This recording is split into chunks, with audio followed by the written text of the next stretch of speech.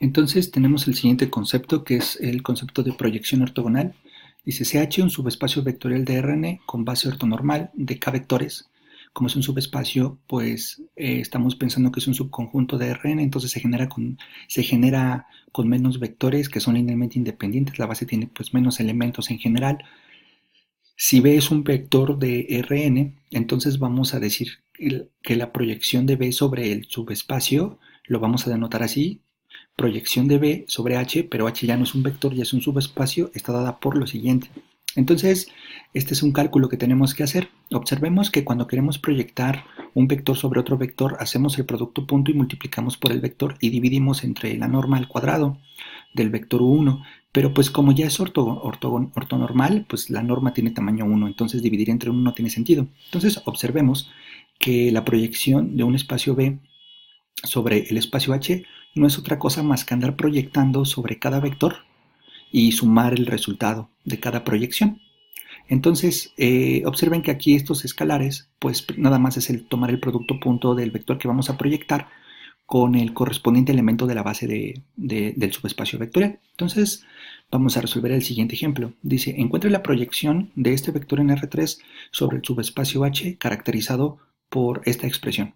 Entonces, se va a hacer esto en dos partes. La primera parte sería construir una base ortonormal de H, y ya que tengo una base ortonormal, pues procedo a hacer la operación correspondiente y esa sería la proyección. Entonces empezamos. Entonces vamos a primero encontrar una base del subespacio. Entonces, si un vector pertenece a H, se tiene que por la descripción matemática de H, la primer componente va a ser 2 veces y menos 2z. Entonces, en lugar de poner la primer componente, ponemos 2y menos 2z. Este vector lo separamos en una suma con esta estructura, en donde es y por el 2, 1, 0, más z por el menos 2, 0, 1. Por lo tanto, ¿qué estamos diciendo? Todo vector que viva en el subespacio H, pues está generado por el 2, 1, 0 y por el menos 2, 0, 1, porque es una combinación lineal en donde los escalares pues depende de la segunda componente y de la tercera componente del vector que viva en H. Entonces, este conjunto beta genera a H. Ahora es un conjunto linealmente independiente. ¿Por qué? Porque si no fuera linealmente independiente, cualquiera de ellos sería múltiplo del otro. Entonces, supongamos que el 2, 1, 0 es múltiplo del menos 2, 0, 1, o al revés, no hay ningún problema.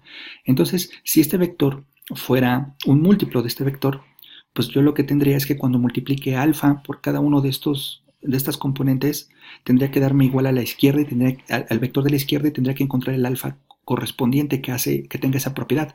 Pero si observamos en la segunda componente, alfa por 0 es 0, y del lado derecho, y del lado izquierdo, en la segunda componente tengo un 1, entonces tendré la ecuación 1 igual a 0, lo cual no ocurre. Por lo tanto, no puedo encontrar un escalar alfa de tal manera que al multiplicarlo por el vector menos 2, 0, 1, pues me dé el vector 2, 1, 0. Por lo tanto, como uno no es múltiplo del otro, pues yo digo que son linealmente independientes, y como ya generaban, pues esto es una base. Entonces, este beta es una base del subespacio vectorial H, pero es una base que no es ortogonal. Basta hacer el producto punto y ver que el producto punto no es 0, y también basta calcular la norma de alguno de ellos y ver que su norma no es ver que su norma no es 1. Pero como me están pidiendo calcular la proyección ortogonal, para el cálculo yo necesito tener una base ortonormal. Entonces hacemos el proceso de ortogonalización de Gram-Schmidt a esta base beta. Entonces, primer paso, tomamos el vector 2, 1, 0 y lo hacemos unitario. ¿Cómo lo hacemos unitario? Pues dividimos entre la norma cada componente y obtenemos el primer vector W1. Este vector W1 es el primer componente de mi base ortonormal.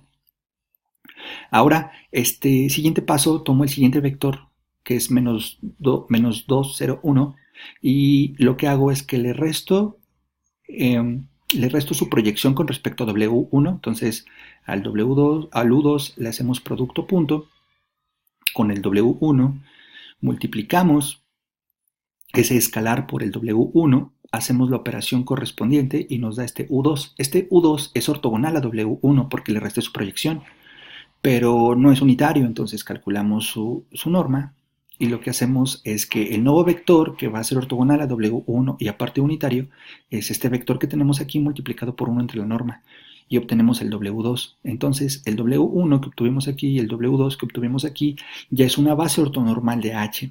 Entonces, pues procedemos a hacer el cálculo de acuerdo a la definición. Entonces, la proyección de B sobre el espacio, sobre el subespacio H, es tomar los dos vectores que están en la base de H, que son ortogonales y son normales, y calculamos el escalar correspondiente. ¿Cómo se calcula el escalar correspondiente? Pues al vector que queremos proyectar sobre el subespacio le hacemos producto punto con el W1, eso nos da un número y multiplicamos por W1.